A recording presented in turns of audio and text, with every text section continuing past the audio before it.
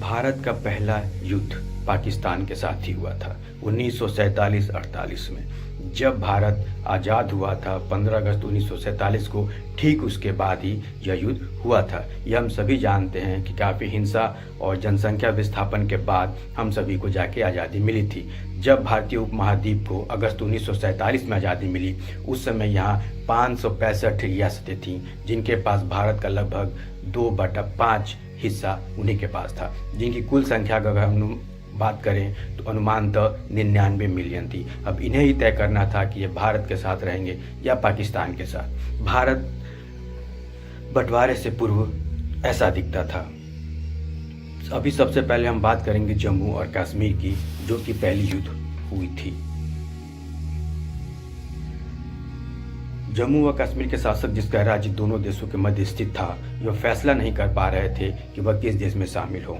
यहाँ के महाराजा हरि सिंह हिंदू थे, किंतु उनकी प्रजा अधिकतर मुस्लिम थी। इसलिए उन्होंने पाकिस्तान के साथ यथावत बने रहने का एक समझौता कर लिया, जिससे व्यापार, यातायात और संचार के आवागमन बेरोक टोक चल सके।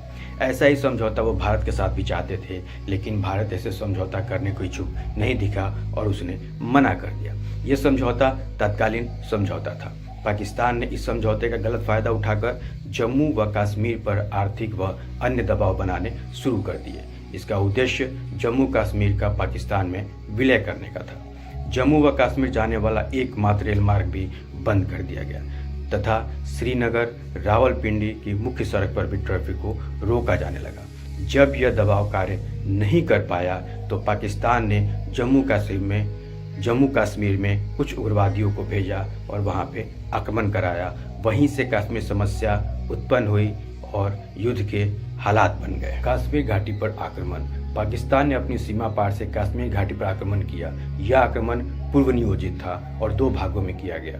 पहले भाग में धावा बोलने वाले पाकिस्तान कश्मीर सीमा पर आक्रमण करते हैं। ये आक्रमणकारी हजारों की संख्या में थे। यह आक्रमण 20 अक्टूबर 1947 को प्रारंभ हुआ। यह आक्रमणकारी अधिकतर पाकिस्तान के उत्तर पश्चिम फ्रंटियर रियासत के हजारा और पश्तून कबीलों से थे। आक्रमणकारी 2 बार में आए। पहले मुजफ्फराबाद से श्रीनगर की ओर तथा दूसरे नौशेरा पूंछ क्षेत्र से आए। इन्होंने मार्ग में आने वाले सभी स्थानों पर कब्जा कर लिया, लोगों को लूटा, मारा, पीटा। ऐसा करके वो श्रीनगर पर आक्रमण करते रहे। 24 अक्टूबर को महाराजा हरि सिंह ने भारत के गवर्नर जनरल लॉर्ड माउंटेनबेंड को आवश्यक संदेश पहुंचाया। उनसे आग्रह किया कि आक्रमणकारियों को रोकने के लिए वे भारत की सहायता चाहते हैं, भारत उनकी मदद करे। पाकिस्तान द्वारा बड़े स्तर पर आक्रमण किए जाने के बाद महाराजा ने भारत में विलय करने का निर्णय लिया और 26 अक्टूबर 1947 को अंगीकार पत्र पर हस्ताक्षर कर दिया। भारतीय सेना तत्काल श्रीनगर की ओर पहुंची और उन्होंने आक्रमणकारियों को हरा दिया। पाकिस्तान ने उसी समय कारगिल, पूंछ, श्रीनगर जैसे स्थानों पर हमला किया था, क्योंकि वो सारे एरिया मुस्लिम बहुल्य क्षेत्र थे।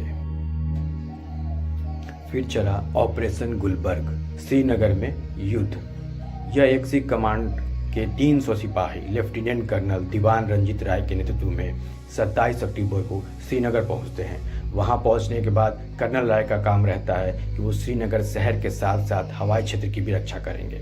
इन्होंने अपनी सेना को 2 टुकड़ियों में बांट देते हैं। एक सेना को वो हवाई जहाज क्षेत्र की रक्षा करने के लिए छोड़ देते हैं और दूसरा आवासीय जो एरिया होते हैं उनकी तरफ बढ़ जाती है। इनकी सेना की टुकड़ियों की बहादुरी व शौर्य के कारण आक्रमणकारी 2 दिन तक वहां से आगे बढ़ नहीं पाते और उन्हें पीछे जाना पड़ता है। इसी बीच और अधिक सेना श्रीनगर पहुंचा दी जाती है। कर्नल राय ने श्रीनगर की रक्षा में महत्वपूर्ण योगदान देते हैं। इस कारण उन्हें मरणोपरांत महावीर चक्र से सम्मानित किया जाता है।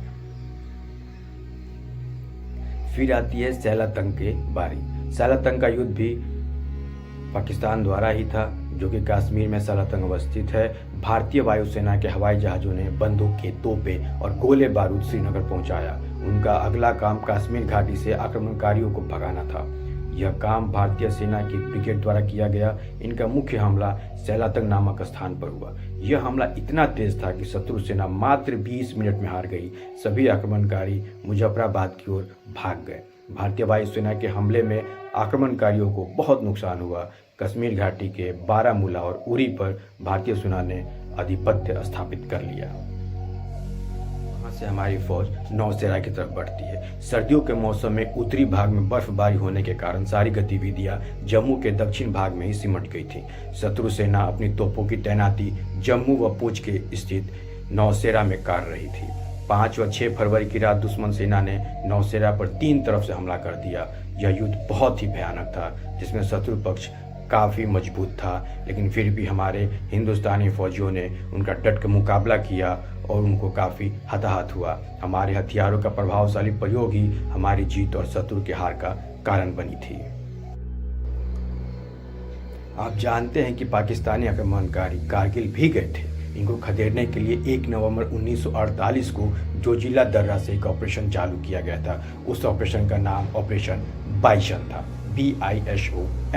22 नवंबर 1947 तक कारगिल सभी आक्रमणकारियों से मुक्त हो गया। यह हमला जनरल थिमैया के नेतृत्व में किया गया। उन्होंने टैंक, तोप और वायुसेना का प्रयोग कर पाकिस्तानियों को हराया। इसी समय कर्नल शेर जंग थापा ने सरकारों की रक्षा की। उन्होंने 1 साल तक चले युद्ध में बिना किसी अतिरिक्त सहायता यानी कि गोला बारूद इत्यादि के शत्रु सेना को परास्त कर दिया। कोई भी मदद न मिलने के कारण उनको पाकिस्तान के आगे समर्पण करना पड़ा और स्कार्दू अब पाक अधिकृत कश्मीर का हिस्सा बन गया। इसके बाद बात करते हैं सीज फायर की, यानी कि युद्ध विराम की। लॉर्ड माउंटबेटन की सलाह पर तत्कालीन प्रधानमंत्री जवाहरलाल नेहरू ने कश्मीर समस्या संयुक्त राष्ट्र ले गए। दिसंबर 1947 में भारत ने संयुक्त राष्ट्र में शिकायत की, जिसमें कश्मीर का पाकिस्तान का हमले के बारे में बताया गया। उनके सैनिक व गैर सैनिक आक्रमणकारियों के हमले की भी चर्चा की गई। कुछ समय तक पाकिस्तान ने अपना हाथ होने की बात नहीं मानी। उनका कहना था कि ये कबीलाई क्रांति है, इसमें हमारा हाथ नहीं है। किंतु समय के साथ साथ उन्हें अपनी संलिप्तता को स्वीकार करना पड़ा और उन्हें माना कि हाँ, उनका हाथ इसमें था। 13 अगस्त 1948 को संयुक्त राष्ट्र संघ ने प्रस्तावित पारित कर दोनों देशों से युद्ध विराम करने का अनुरोध किया। साथ ही उन्होंने एक समिति का गठन किया जो युद्ध विराम को निरीक्षण करेगी। 1 जनवरी 1949 को दोनों देश युद्ध विराम के लिए तैयार हो जाते हैं। इसमें भी उनको तैयार होने में अगस्त से लेकर दिसंबर तक का समय लगता है, यानी कि 4 महीने में दोनों युद्ध विराम के लिए तैयार नहीं होते हैं। 4 महीने लगातार युद्ध चलता रहता है, तब जाके 1 जनवरी 1949 को दोनों देश युद्ध विराम के लिए तैयार हो जाते हैं।